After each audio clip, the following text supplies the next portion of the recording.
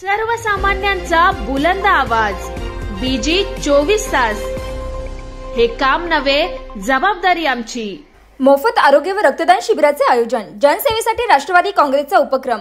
राष्ट्रवादी काँग्रेस पक्षाचे रायगड जिल्हाध्यक्ष श्री सुधाकर भाऊ घारे यांच्या वाढदिवसाच्या निमित्ताने समाजोपयोगी उपक्रम राबवण्यात येत आहे।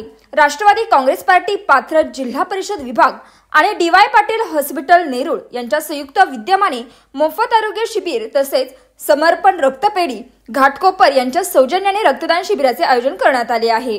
हे शिबिर गुरुवार दिनांक 16 ऑक्टोबर 2025 रोजी सकाळी 10 ते दुपारी 2 वाजेपर्यंत अक्षता मंगल कार्यालय कशेळे कर्जत मुरबाड रोड येथे आयोजित करण्यात आले आहे।